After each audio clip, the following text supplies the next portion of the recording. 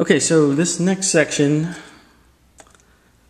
part 4, how to play Blood Bowl start to finish, is about the block action. I'm going to try to squeeze this in as close to 10 minutes as possible. It is a big section. It's very important to understand, so I'm going to go over it kind of slow. And I'm actually going to try to cover 2 actions, which is the block and blitz, because they're similar. There is a big difference between them. So block is basically a action that's declared. Now you can't be moving and blocking. So basically I have to be standing next to the guy, because you can only block an enemy player that's adjacent to you. So he has to be in an adjacent square. So in this case, it's pretty straightforward. I'm right next to him. I declare a block. At this point, you're going to compare the strengths of both players. Now, on our team, it's pretty simple. Everybody's strength 3, with the exception of our catcher, which is strength 2. The Skaven are similar. Most of their players are strength 3, with the exception of their gutter runners. Okay. So when you have a case of equal strengths, you're going to roll a single block dice. Let's go over the results. Now on the block dice, there's all these symbols, and we'll start with this symbol here. This is the attacker down, which means we are the attacker. We declared the block. It went horribly, horribly wrong. I fall down. Skaven player gets to roll and try to beat my armor, in which case he rolls a 6. He doesn't. Does not. The next case is, the next symbol would be both players down. Okay, so both players are knocked down in the square that they are in. Skaven player would roll off on me, in which case he rolls a 10 and breaks my armor. I don't break his armor. Okay? So what happens if you bust the guy's armor? You're going to roll on what we call the injury table. Okay, so this is a additional table that you consult. This is where players can get knocked out, they can get stunned, or they can get hurt or killed. So he rolls another 2d6 and consults the table. In this case, he rolls an 11, which is bad news for me, but great news for the tutorial, because now he gets to roll to see what injury happens. Now, really kind of thinking maybe we shouldn't get into injuries right now. We'll go over that table in another section, because really this is where long-term effects of the game happen. So if we're playing a one-off game, basically what that would mean is this player is out for the rest of the game. Okay? Now there is a separate table, like I said, that you roll on, because in a campaign mode, he could be missing a game, he could be have an injured body part, which means he moves slower, or maybe his agility is lower, or he could actually die. But in a like a pickup game or a tournament, it won't matter much. The important thing is he's not coming back. Okay? So let's just reset the thing here and move on. Push. There are 2 pushes represented by arrows on your block dice. A push means I get to push the player a square backwards, and it depends on the angle. So straight up angle like this means I can push him back into a possibility of these 3 squares. Okay? You can go here, here, or here. A diagonal is simply kind of like an arrow. You can go here, here, or here. Okay? Sounds simple enough. Anytime you push a player back, the attacker is allowed the option of a free move.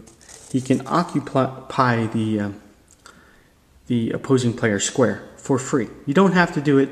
Sometimes it's helpful, sometimes it's not. That comes into play when you have your strategy. Hang on one second, I'll be right back. And we're back. Sorry about that, I had to take a phone call. Moving on, we have our last two symbols, which are defender stumbles and defender down. Defender down is really what you want to roll when you're throwing a block, because it doesn't matter what skill the guy has. He's not only going to get knocked back a square, he's going to be knocked down, and you get to roll on his armor, possibly stun him, knock him out, or kill him, or injure him. This is the one you want. Defender stumble is the same exact thing. There is an exception to defender stumbles. Let's say I am attacking this gutter runner here. He comes with a skill called dodge, which means that if I roll this, he's not going down, he's going to get pushed back, in which case I can occupy a square, but he's not going to get knocked down, so he is not going to risk injury for that. So you really want defender down. I should also mention that if a player has the block skill, like our blitzer, and you roll both down, he will ignore the both down result using his block skill, but the other player, if he doesn't have the block skill, will be knocked down in place, and we get to roll on his armor and all that good stuff. So two important skills to know. Now, we've already mentioned comparing strengths. The key thing about comparing strengths is learning the assists, and I've always said this about Blood Bowl. Once you learn the assist system, you're already ahead of the game. Assisting is so important, and it becomes so vital for anyone playing this game, because once you understand it, you really begin to learn how your blocking strategy comes into play. So what are assists?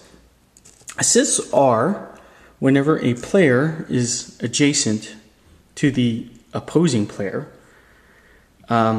he can add +1 for each assist. Okay, so here we have two players with the same strength.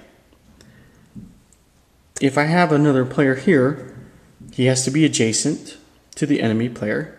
He has to be standing. He has to have all his tackle zones. And believe me, there are some things that take away players' tackle zones. Very few things, but it's worth noting. And he cannot be in an opposing tackle zone. So for instance, if this gutter runner was here, this guy is in his tackle zone. I can't assist, so you would just compare the strengths of these two. Now, if I were to have so many assists that my strength, let's say 3, 4, 5, 6, need one more, 7, now I'm more than double. My strength is more than double than my opponent's. I get to roll 3 dice, and I get to choose the best result. That's where it comes into key, because you really get your best odds doing that. Now, assists also can work both ways. For example, let me just clean up the field a little bit here. If I were to throw a block, this same block on this lineman, he would actually get this assist from this gutter runner because he's adjacent to me, and he therefore adds +1 to the attacker's, or the defender's strength. So, in which case, if I went forward with this block, you compare the strengths again. I'm strength 3. He now becomes strength 4 because he has his strength 3 +1 for the assist. What does that mean? That means I would roll 2 dice as the attacker, but guess what? The defender would get to choose. So let's say I rolled a push and a push. Well, no. Let's try another one. Okay. So let's say I rolled attacker down and a defender down. Guess what? he gets to pick. He goes with the skull. I go down. So it's very important to know that assists go both ways. If you're going to start playing this game, know that the most important thing about assists is that you can cancel them out by placing potential assisters in tackle zones, so that you can even the odds or maybe give yourself the advantage. Assists take no action. It's very important to know. So if this player, for example, I move this player, his maximum move, and he's already gone, even though he's already gone, he can still assist.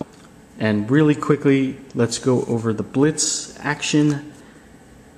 So blitzing is the same as blocking, except that a blitz is a moving block.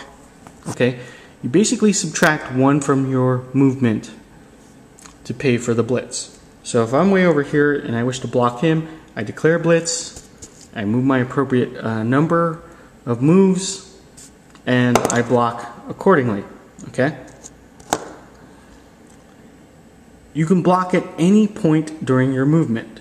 You can block right away, or blitz, I should say blitz. Let's not confuse the two.